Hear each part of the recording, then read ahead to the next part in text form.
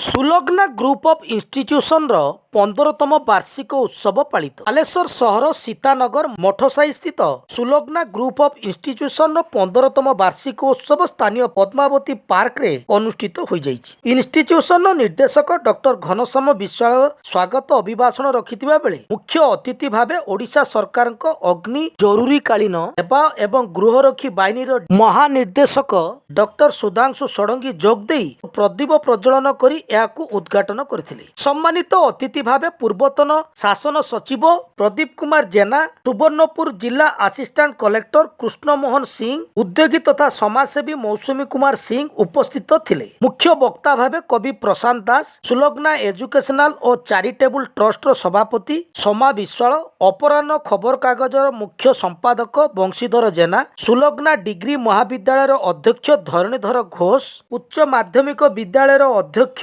ଚକ୍ରଧର ସାହୁ, ମାଧ୍ୟମିକ ବିଦ୍ୟାଳୟର ଅଧ୍ୟକ୍ଷା ମଧୁସ୍ମିତା ଦାସ ପ୍ରମୁଖ ମଞ୍ଚାସୀନ ଥିଲେ। ଶିକ୍ଷା ମଣିଷକୁ ଅନ୍ଧାରରୁ ଆଲୋକ ଦେଖାଏ। ସମସ୍ତ ଛାତ୍ରଛାତ୍ରୀ ଏକ ନିର୍ଦ୍ଦିଷ୍ଟ ଲକ୍ଷ୍ୟ ନେଇ ପାଠ ପଢ଼ିବାକୁ ଉପସ୍ଥିତ ଅତିଥି ଛାତ୍ରଛାତ୍ରୀମାନଙ୍କୁ ବାର୍ତ୍ତା ଦେଇଥିଲେ। ଏହି ଅବସରରେ ଉତ୍ତମ ସେବା ପାଇଁ ଜିଲ୍ଲା ମୁଖ୍ୟ ଚିକିତ୍ସାଧିକାରୀ ଡକ୍ଟର ଗୋପୀନାଥ ପରିଡ଼ା, ଟାଉନ ଥାନା ଅଧିକାରୀ ଅଶୋକ ନାୟକ, ପରିବାର ଓ ସ୍ୱାସ୍ଥ୍ୟ କଲ୍ୟାଣ ବିଭାଗ ପୂର୍ବତନ ନିର୍ଦ୍ଦେଶକ ଦୀପକ ଦାସ ମହାପାତ୍ରଙ୍କୁ ଅତିଥି ସମ୍ମାନ ପ୍ରଦାନ କରିଥିଲେ। ସେହିଭଳି ସାମାଜିକ ସେବା ପାଇଁ ସଞ୍ଜୀବ କୁମାର ପାଢ଼ୀ, ସୁମନ୍ତ କୁମାର ଜେନା ଓ ଅବସରପ୍ରାପ୍ତ ପ୍ରଧାନ ଶିକ୍ଷକ ଶ୍ରୀକୃଷ୍ଣ ଦାସଙ୍କୁ ମଧ୍ୟ ସମ୍ବର୍ଦ୍ଧନା ଦିଆଯାଇଥିଲା। ସୁଲଗ୍ନା କଲେଜରେ ପାଠ ପଢ଼ି ଭୁବନେଶ୍ୱର ସ୍ଥିତ ଇନଷ୍ଟିଚ୍ୟୁଟ୍ ଅଫ୍ ମେଡିକାଲ ସାଇନ୍ସ ପଢ଼ିବାର ସୁଯୋଗ ପାଇଥିବାରୁ କୃତି ଛାତ୍ର ଉତ୍ତମ କୁମାର ପଣ୍ଡାଙ୍କୁ Sulagna educational and charitable trust ପକ୍ଷରୁ ସୁଲଗ୍ନା ଆଚିଭର ଆୱାର୍ଡ 2024 ପ୍ରଦାନ କରାଯାଇଥିଲା। ଏହି ଅବସରରେ ମଞ୍ଚାସୀନ ଅତିଥିଙ୍କ ଦ୍ୱାରା ବାର୍ଷିକ ମ୍ୟାଗାଜିନ୍ ଦି ସୁଲଗ୍ନିଟିଜ୍ର ଶୁଭ ଲୋକାର୍ପଣ କରିଥିଲେ।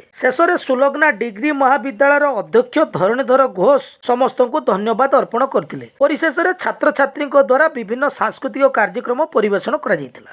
एक्चुअली ये सुलग्ना सब वार्षिक उत्सव बहुत बड़ आकार हुए।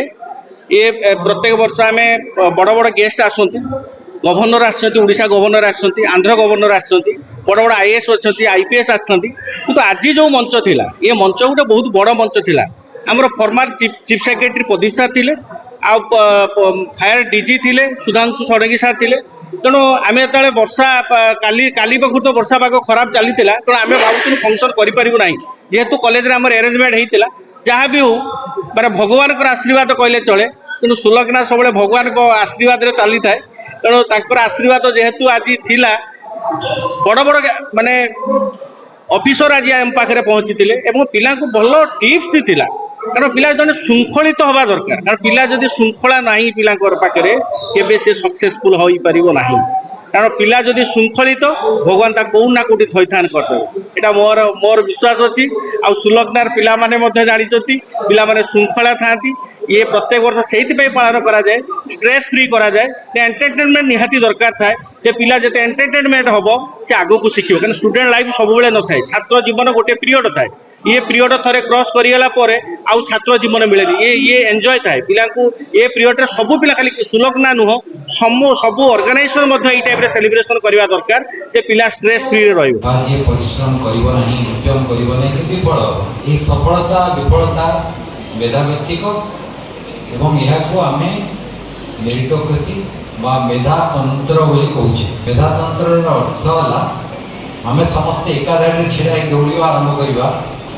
जी आगे दौड़ी पड़े से फर्स्ट हम, तापर सेकेंड हम, तापर थर्ड हम, द्वितीय है जे आम जहाँ चाहिए हो पारिबा। किंतु मु बेले बेले भाविकी देखे ये कथा गुड़िक केते सत। मु जन्म हवा पूर्व मते कहीला कि पचारि कि मो पुओ होइकी जन्म हेबी कि झील, ब्राह्मण घरे जन्म हेबी कि आदिवासी घरे जन्म हेबी। मते किए पचारि कि मोर दुईटा आखि रहिबो बा रहिबो नाही। मते किए पचारि कि मोर गोड़ हाथ रहिबो कि रहिबो नाही, मोर धी शक्ति केते हबो। तेणु मु अनेक भाव में धरी नहीं जीवनटा गोटे लटरी।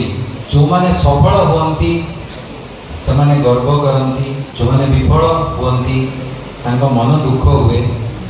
किंतु ये जो सफलता विफलता आम तैयारी करिचे, सफलतार औद्धत्य आ विफलतार ग्लानि यह एक मानसिक भ्रम और ताकू आम दूर कर आवश्यकता रही।